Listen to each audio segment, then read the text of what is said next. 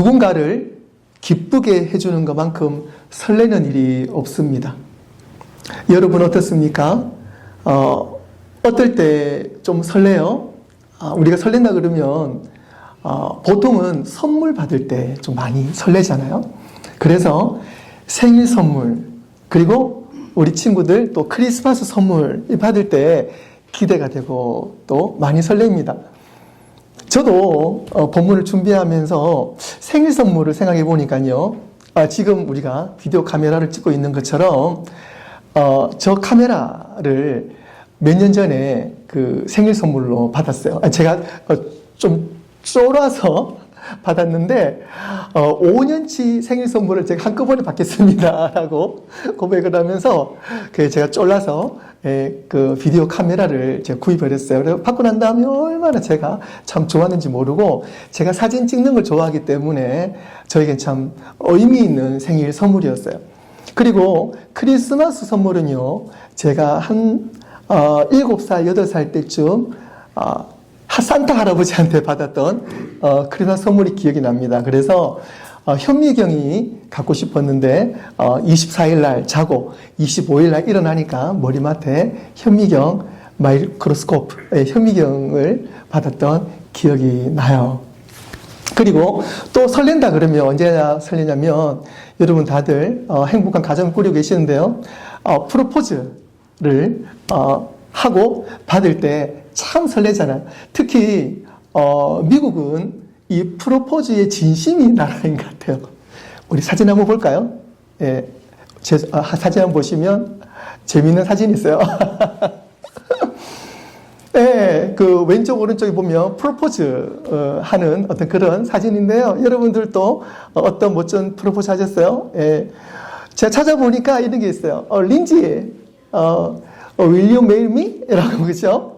청혼하는 거잖아요. 그래서 이 청혼한 남자가 여자친구와 함께 그냥 가볍게 놀이동산에 갔다가 저 놀이기구를 타면서 앞에 있는 여자친구는 무서워서 막 이렇게 인상 쓰고 있는데 본인과 친구들이 작전을 짜가지고 아주 멋진 프로포즈 사진을 찍었어요. 그리고 오른편 사진도 보니까 게임을 좋아하는가 봐요. 그래서 슈퍼마리오 그 게임을 이렇게 좀 활용을 해가지고 반지를 끼면서 이제는 혼자 게임하는 것이 아니라 당신과 함께 게임을 하기를 원합니다. 그런 식으로 멋지게 청혼을 하는 거예요. 이거 외에도 미국에서 보면 참 한국, 미국 마찬가지인데요. 프로포즈 할 때 참 가슴 뭉클하고 참 감동적일 때가 많이 있잖아요. 저도 마찬가지입니다. 저는 사실 지난번에 말씀드렸지만 제가 와이프에게 프로포즈를 하기 전에 사실은 장인어른한테 저는 먼저 했어요. 그래서 장인어른 찾아가서 집사람을 저에게 주십시오라고 경상도식으로 그냥 아주 그냥 직설적으로 장인어른 찾아가서 장인어른께 제가 그렇게 프로포즈 한 적이 있습니다. 우리는 이처럼 설레이고 기쁨의 순간을 우리가 찾고 그리고 맞이할 때가 있습니다.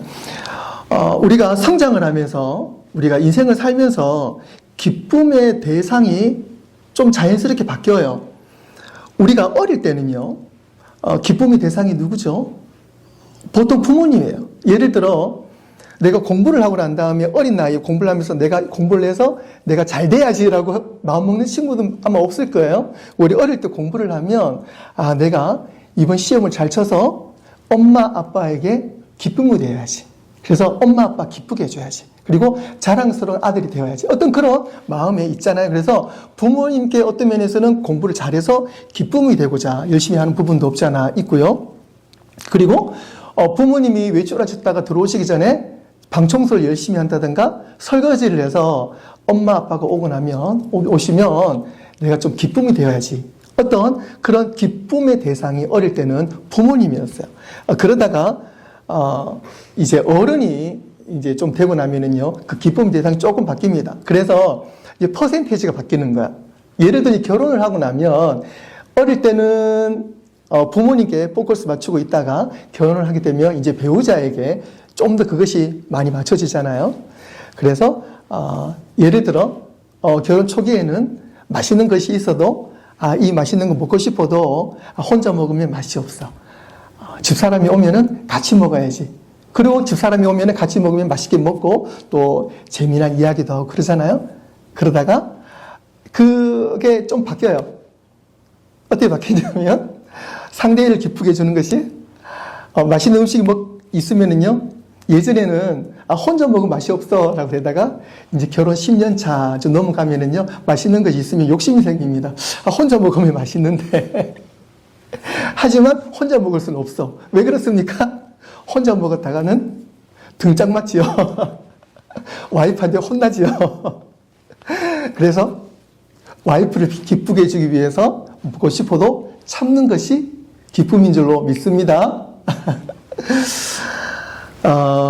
이처럼 우리는 사랑하는 사람들을 기쁘게 해주기 위해서 우리는 또 기쁨을 늘 찾고 있습니다. 사랑하는 성도 여러분, 여러분들은 기쁨을 누리고 있습니까? 또 기쁨을 잘 찾고 있습니까? 그리고 여러분도 오늘 말씀처럼 인생을 잘 살고 있습니까? 인생 가운데 즐거움을 누리고 있습니까? 사실 내가 누리는 것보다도 다른 사람을 기쁘게 해줄 때에 우리는 기쁨이 더 커집니다. 사랑은 나눌 때에 더 커져요. 그리고 슬픔을 나누면 더 작아집니다. 그래서 우리는 사랑을 더 나누어야 됩니다. 기쁨도 더 나누어야 될 줄로 믿습니다. 힘들 때 힘들수록 우리는 좀 더 그 사람에게 도움을 주고 또 내가 힘들 때 도움을 받는 경우 우리는 절대로 잊을 수 없잖아요. 내가 힘들 때 도움받는, 나에게 도움을 주는 사람 절대로 잊을 수가 없습니다. 이것이 바로 기쁨을 주고 기쁨을 받는 맛이 됩니다. 어려운 중에 기쁨을 찾는 법을 배워가는 것이 인생이라고 볼 수가 있습니다. 하지만 사도 요한은 기쁨의 근원, 그 뿌리에 대해서 오늘 더욱더 명확하게 우리에게 말해주고 있습니다.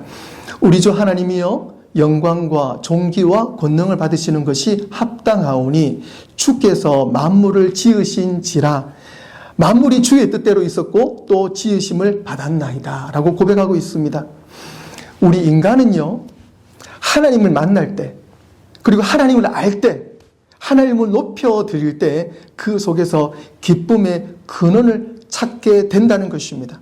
그리고 나의 나됨을 알게 된다는 것입니다. 즉 나의 존재를 알 때 기쁨의 시작을 알 수 있다는 것입니다. 나의 존재가 무엇입니까? 나의 존재는 하나님으로부터 왔다는 사실입니다.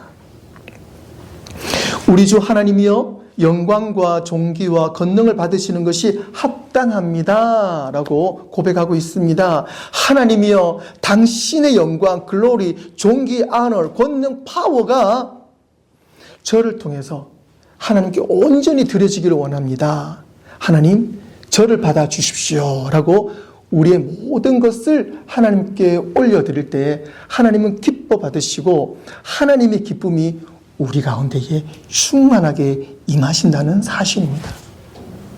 오늘 그 기쁨이 우리 모두에게 있으시길 주님의 이름으로 축원합니다. 그렇다면 우리는 어떻게 하나님이 기뻐하시는 인생을 살 수 있을까요? 첫째로 하나님을 예배하는 것이 인생의 첫 번째 목적이어야 합니다. 로마서 12장 1절에서 말씀하십니다. 그러므로 형제들아 내가 하나님의 모든 자비하심으로 너희를 권하노니 너희 몸을 하나님이 기뻐하시는 거룩한 산 제물로 드리라. 이는 너희가 드릴 영적 예배니라. 지난주에도 예배에 관해서 함께 말씀을 나누었지만 10번, 100번, 1000번을 강조해도 지나치지 않는 것이 인생에서 가장 중요한 것이 무엇입니까? 예배라는 것입니다. 너희 몸을 이것은 우리 인생을 의미합니다. 너희 몸을 산 제물로 드리라. 예배의 삶으로 우리의 인생을 바꾸라는 것입니다. 우리의 모든 인생을 하나님께 초점을 맞추고 살아갈 때에 우리 인생은 예배가 되고 그 예배가 우리의 삶과 인생이 되어야 된다고 오늘 사도 요한은 우리에게 고백하고 있는 것입니다. 그럴 때 하나님이 기뻐하시는 인생이 시작이 됩니다. 할렐루야. 저와 여러분들의 인생의 시작이 무엇으로 시작이 됩니까? 예배로 시작된다는 것입니다. 예배 가운데 하나님 기뻐하시고 그 기쁨을 우리 가운데 허락해 주신다는 사실입니다. 그래서 우리의 인생은 예배로 시작이 되어야 합니다. 예배가 너무너무 중요합니다. 사실은요, 많은 나라들이 종교의 자유 그리고 예배를 누릴 수가 있습니다. 하지만 아직도 여러 나라, 특히 공산국가들은요, 예배를 온전히 누릴 수가 없습니다. 강력한 지도자들이 있기 때문에 그 사람들보다 더 높은 하나님이 있을 수가 없는 거예요. 특히 북한, 중국, 러시아 이런 공산국가에서는요, 교회라고 있긴 있습니다. 하지만 그런 교회들은요, 형식적인 교회지 진짜 하나님을 모시는 교회가 존재하지 않습니다. 특히 북한 같은 경우에는 그래서 그곳에 예배자가 없을까요? 아니요. 우리 인간은 하나님을 만나야 되기 때문에 어디 가나 예배자가 있습니다. 그리고 하나님은 어디 가나 계십니다. 그래서 북한에서도 예배가 있습니다. 근데 그 예배가 땅 위에 있는 예배가 교회가 아니고요, 지하, 일명 지하교회에서 사람들이 숨어서 예배를 지금도 드리고 있습니다. 그곳에서 그분들이 하나님을 만나고 있어요. 아주 조심스럽게 비밀리에 함께 작은 소리로 성경 말씀 읽고 작은 소리로 찬송하면서 들키지 않게 하나님을 찬양합니다. 그리고 죽을 수도 있지만 하나님의 살아계심을 믿기 때문에 그들은 지금도 지하에서 하나님을 찬양하고 그 예배 가운데에 그 사람들이 기쁨을 만끽하고 있다는 사실입니다. 그리고 수용소, 그러니까 감옥도 마찬가지예요. 북한의 수용소라 그러죠. 보통 뭐 정치 수용소라든지 이런 수용소, 감옥이 많이 있습니다. 그곳에서도 마찬가지예요. 그곳에서도 사람들이 비록 몸은 힘든 가운데 있고 언제 죽을지 모르지만 수용소 안에 있는 감옥에 있는 사람들도 그 사람들도 지금 예배 가운데에 기쁨을 누리고 있습니다. 그리고 또 어떤 사람들은요, 중국에 넘어가서 예배를 드린다 그래요. 그것이 또한 확인되었다고 합니다. 이렇듯 예배는 목숨보다 더 중요합니다. 그 말이 무엇입니까? 여러분들 목숨 걸고 예배 드려야 됩니다. 그리고 예배를 통해서 꼭 하나님을 만나야 됩니다.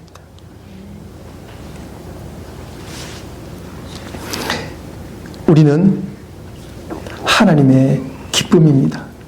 우리가 예배를 드릴 때에 하나님은 기뻐하십니다. 여러분들의 삶은 어떻습니까? 여러분들의 일상은 어떻습니까? 아침에 눈을 뜨자마자 셀폰을 아니면 핸드폰을 들여다보니 혹시 계십니까? 이제 하루의 시작을 예배로 시작되기를 바랍니다. 오늘 또 주님을 위해 살겠습니다 라는 고백 가운데에 예배로 하루를 시작하시길 바랍니다. 우리가 하나님을 바라볼 때 예배로 시작되고 하나님께서 기뻐하시는 삶으로 우리의 삶을 온전히 바꿀 때에 하나님은 예배를 통해서 우리에게 참 기쁨의 삶을 허락해 주실 줄로 믿습니다. 두 번째로 하나님을 경외하는 자, 그의 인자하심을 바라는 자는 하나님께서 기뻐하신다고 말하고 있습니다. 시편 147편 11절을 말씀하십니다. 우리 함께 읽어볼까요? 시작. 여호와는 자기를 경외하는 자들과 그의 인자하심을 바라는 자들을 기뻐하시는 그가. 아멘. 우리 친구들 영어로도 한번 읽어볼까요?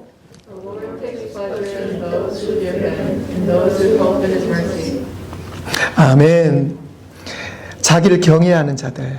그러니까 하나님께서는요, 하나님을 경외하는 자들. 여기서 경외라는 것은요, fear of the Lord.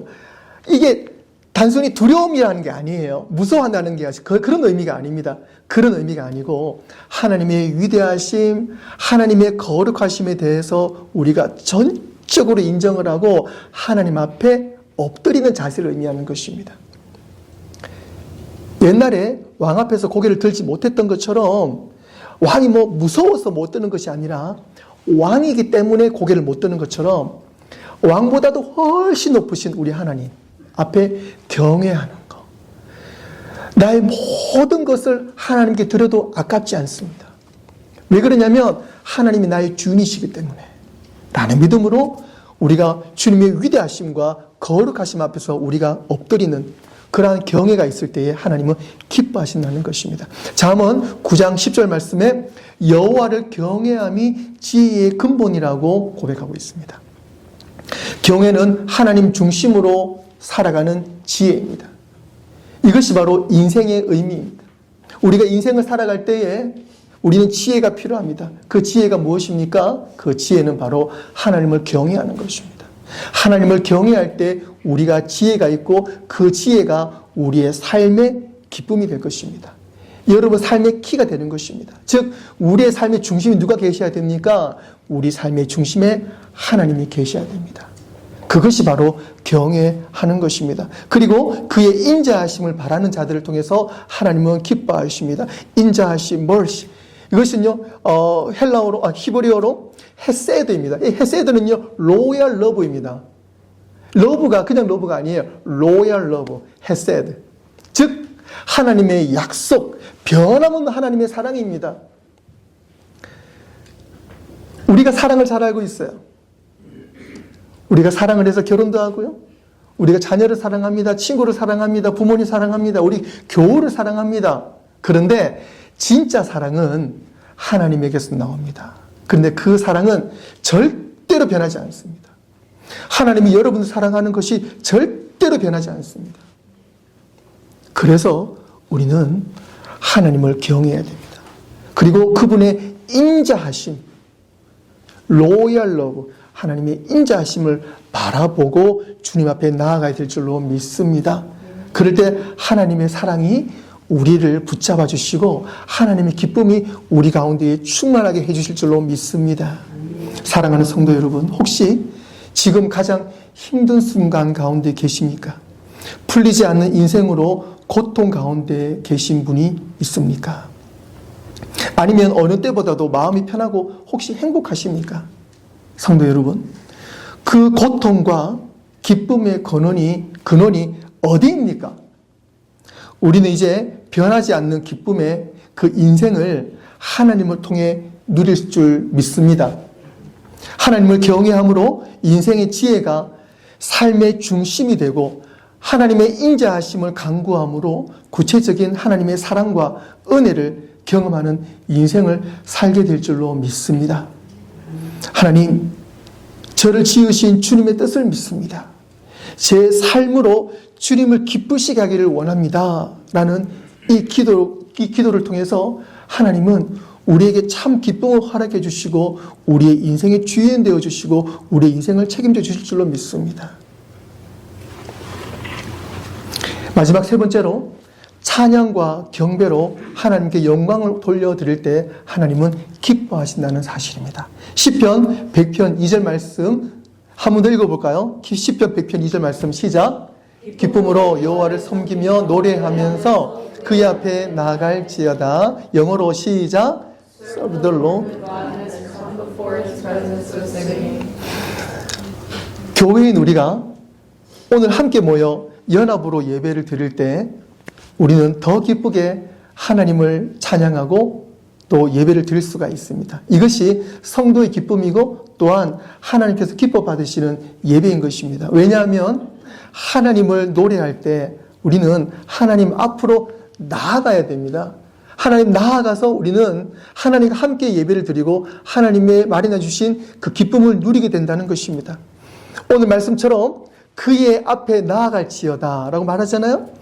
그의 앞에 나아간다. 그의 앞이라는 것은 하나님의 임재를 말하는 것입니다. 하나님의 임재는 하나님의 계신 곳입니다.